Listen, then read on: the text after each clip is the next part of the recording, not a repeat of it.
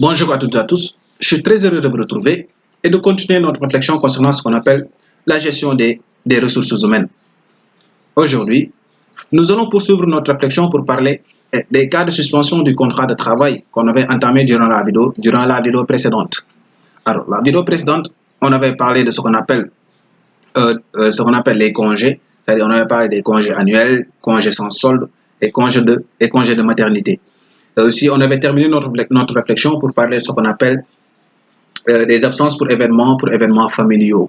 Donc, c'était ça qu'on avait dit durant la vidéo précédente. Alors, aujourd'hui, nous allons poursuivre notre réflexion pour parler la maladie et l'accident professionnel d'abord. Et aussi, nous allons terminer notre réflexion pour parler de ce qu'on appelle de la maladie et l'accident non professionnel. Vous savez, il est très important d'effectuer une petite différenciation.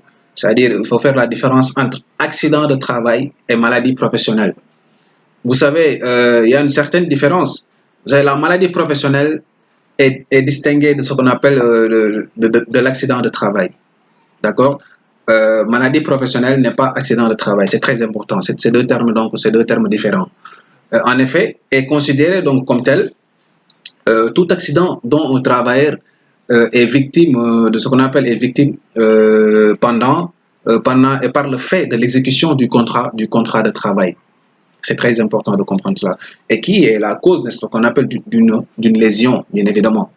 Et également considéré comme accident de travail, l'accident qui survient donc sur le chemin est dû sur le chemin, donc vers le travail. C'est très important. Donc, d'une manière un peu ramassée, c'est-à-dire c'est le trajet normal vers le lieu de travail. Donc, pour conclure, il est important donc de considérer que quand on parle donc de maladie et l'accident professionnel, est considéré comme maladie professionnelle toute maladie retenue par la caisse de sécurité sociale étant contractée dans les conditions prévues par l'institution. Ça, c'est la première chose. Alors, la deuxième est considérée comme accident de travail, quelle qu'en soit la cause, c'est-à-dire l'accident survenu par le fait ou à l'occasion, n'est-ce pas, ou à l'occasion donc ou à l'occasion donc du travail, c'est-à-dire d'une prestation. Et aussi est considéré comme accident de travail l'accident survenu pendant les voyages, c'est-à-dire ou les déplacements pour raison de service, c'est-à-dire les salariés qui sont en mission en cours de route et ces salariés-là effectuent ce qu'on appelle un accident, c'est considéré comme accident de travail. C'est pour le compte donc de l'administration. Est considéré comme accident de trajet assimilé à un trajet d'aller et de retour, n'est-ce pas, d'aller et de retour. D'une part, entre la résidence et le lieu de travail du salarié, c'est très important. C'est-à-dire quand le salarié quitte sa maison pour aller au lieu de travail, en cours de route, donc il effectue ce qu'on appelle un accident, c'est considéré comme accident de travail.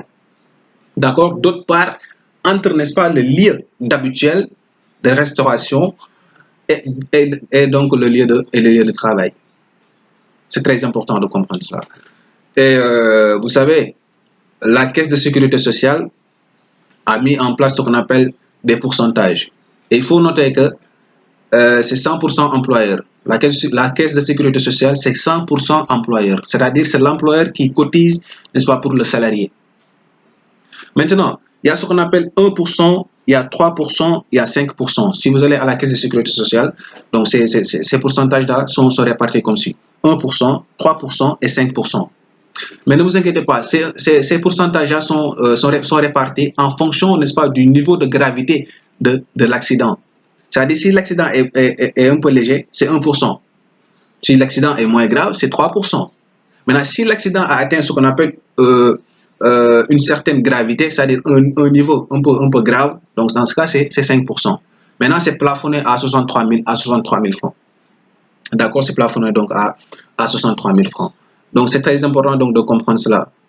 Donc, nous allons parler un peu de ce qu'on appelle du dernier cas de suspension, qui est ce qu'on appelle maladie et accident. Maladie, donc, la maladie et l'accident non professionnel.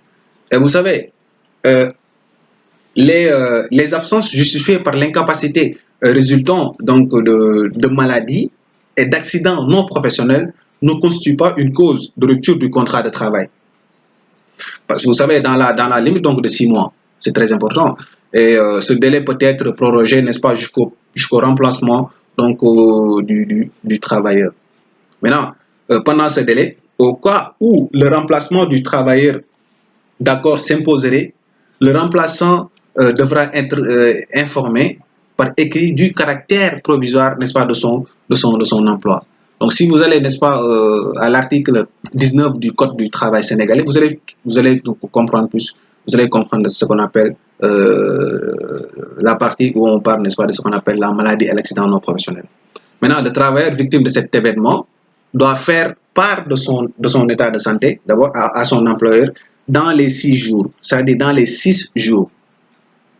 Il doit l'informer à son salarié, qui suivent, n'est-ce pas, de la survenance par un certificat médical. Maintenant, la période, n'est-ce pas, de suspension du contrat de travail pour maladie non professionnelle est limitée à 6 mois, comme nous venons, n'est-ce pas, de le dire. Si vous allez, n'est-ce pas, encore une fois, dans l'article 19 du Code du travail sénégalais, vous allez voir cela. Maintenant, en cas d'accident ou de maladie non professionnelle, le salarié peut bénéficier d'un arrêt. C'est-à-dire, il peut bénéficier donc ce qu'on appelle d'un arrêt de travail, c'est-à-dire le contrat de travail est alors simplement suspendu. Il y a une suspension. Maintenant, lors de ces événements, donc le salarié doit respecter certaines obligations. Il doit respecter certaines obligations et peut bénéficier d'une indemnisation. Mais attention, toutefois, une absence prolongée ou des absences fréquentes peuvent entraîner le licenciement. Une absence prolongée ou des absences fréquentes peuvent entraîner donc le licenciement. Donc les salariés donc, sont tenus de respecter ce qu'on appelle les délais, les délais répartis, tels que répartis dans le Code du travail et aussi par le médecin de la Caisse de sécurité sociale, ou bien le médecin qui a donné le certificat médical. Et le nombre de jours d'arrêt de travail, c'est très important. Vraiment, je suis très content, je suis très ravi que vous prêtez attention à ma vidéo. La vidéo prochaine, nous allons poursuivre notre réflexion pour parler d'un autre thème, d'accord, qui parle un peu de ce qu'on appelle la gestion du personnel, de la gestion du personnel, etc., etc. Aussi, nous allons parler un peu comment calculer le salaire brut social, le salaire brut fiscal, etc., etc.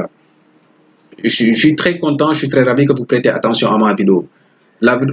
Si vous avez des questions à me poser, je vous invite à les poser via mon compte Gmail. Boris Sow Balde en minuscule @gmail.com. En tout cas, c'était ça qu'on était. J'étais venu pour vous expliquer un peu du dernier cas de suspension. Et d'ici là, portez-vous bien. À très bientôt.